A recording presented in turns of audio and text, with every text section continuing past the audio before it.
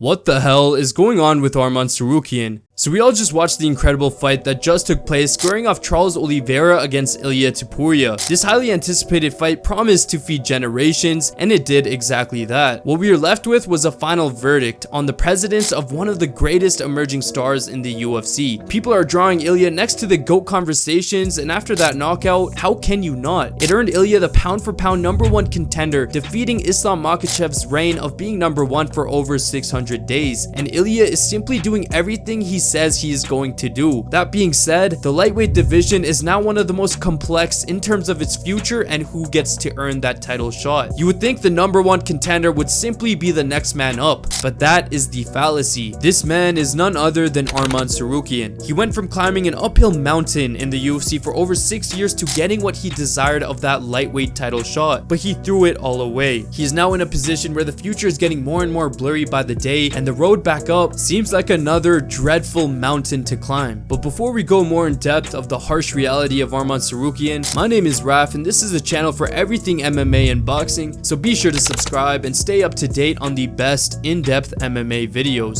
So Arman Tsarukyan's start in the UFC has been nothing short of the toughest of challenges. I mean, this dude's first ever fight into the UFC was against Islam Makhachev, where he would lose in a 3-round decision. Since then, for 6 years now, it has been an uphill battle trying to establish his presence in the lightweight division. He had to sit on the sidelines and watch his first ever opponent become the undisputed lightweight champ, but since then he knew exactly what was destined for him. But after his impressive knockout against Beneil Dariush, things would start to set in place for Arman. This knockout would set up his next fight against the coveted Charles Oliveira. This fight would really test the abilities of Arman, as the two both excel in the ground game. However, this 3-round fight proved to be rather unimpressive for his own standards. In the fight, he almost got submitted in the first round, and many believe Charles Oliveira was robbed from the judges. Despite this lackluster fight, he retained the #1 contender position in lightweight, and this is what would set up the huge fight against Islam. Now, this was the opportunity Arman was feeding for since day one, and what he fought for 6 years. It was almost poetic. His first ever fight was against Islam, and now the only thing in his way from a title was that same man. He was given the opportunity just a couple months ago in LA. However, with the stakes at play, you would think the only thing getting in the way of this fight were the crazy LA fires going on at the time. But actually no, it was Arman himself who dropped out of the fight with under 24 hours left. He completely threw away his chance and framed it as a back injury, though this cannot be fully confirmed. But what is true is that more recently Dana confirmed in fact that Arman did just miss weight. Complete negligence on his part, and because of this, the road back up to the lightweight championship is once again in the distance, especially with the new lightweight complications taking place. Dana himself stated his frustrations with Arman and made it clear that he must earn his way back up to a title shot. But the fact that his entire UFC career was spent on the opportunity to get that lightweight chance, and for it to be just stopped because of a simple weight cut, it is just appalling to see whether it was intentional or not. But this brings me to my next point: Arman's complete negligence and cope. Since the blunder of scrapping one of the most hyped up cards and letting his fans down against Islam, his actions to recovery has been lackadaisical and filled with negligence. For one, he refused to take accountability,